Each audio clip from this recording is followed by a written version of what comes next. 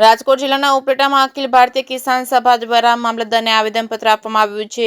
રાત્રિથી શરૂ થયેલી વેસ્ટર્ન ડિબેટ્સથી થયેલી કમોસમી વરસાદના કારણે ભારેથી અતિભારે દક્ષિણ ગુજરાતથી લઈ સૌરાષ્ટ્ર, મધ્ય ગુજરાત, ઉત્તર ગુજરાતના તમામ તાલુકામાં વરસાદ પડેલ છે. તેનાથી તૈયાર થઈ ગયેલ ખરીફ પાક મગફળી, સોયાબીન, ડાંગર, કઠોળ, કપાસના પાકો નષ્ટ થઈ ગયા છે, ખોવાઈ ગયા છે. ખેડૂતોએ ભારે મોંઘા ખર્ચ કરી ખરીફ પાકના વાવેતર કર્યા હોય આ પાકોની કમોસમી વરસાદથી ખેડૂતોની રોજીરોટી છીનવાઈ ગઈ છે. ખેત ધિરાણ અને લોન દ્વારા કરેલી ખેતી નિષ્ફળ જતા ખેડૂતોને હજારો કરોડો રૂપિયાની નુકસાની થઈ છે. રાજ્ય સરકારે તાત્કાલિક સર્વે કરી ખેતીની નુકસાનીનો અંદાજ મેળવી રાજ્ય સરકાર દ્વારા અને કેન્દ્ર સરકાર દ્વારા ખેડૂતોને આર્થિક સહાય પેકેજ જાહેર કરવા ખેડૂતોની માંગ છે. જે કેસી ગુજરાતી સાથે અર્શી આહિર, ઉપલેટા. મારું નામ દયાભાઈ ગજેરા, ગુજરાત કિસાન સભાનો રાજ્ય પ્રમુખ છું.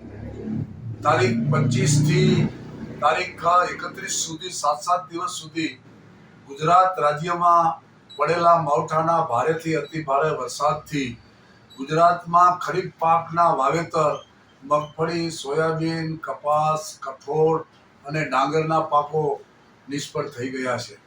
ખેડૂતોએ રોજીરોટી માટે વાવેતર કરેલા પાકો નિષ્ફળ થવાથી ખેડૂતોને હજારો કરોડ રૂપિયાની નુકસાનીઓ થઈ છે. આ નુકસાનીઓ થવાથી ખેડૂતો આજે કરજદાર થઈ ગયા છે અને રવિ પાકનું વાવેતર કરવું હોય તો પણ તેઓ ભયંકર નાણાં ભીડ અનુભવે છે.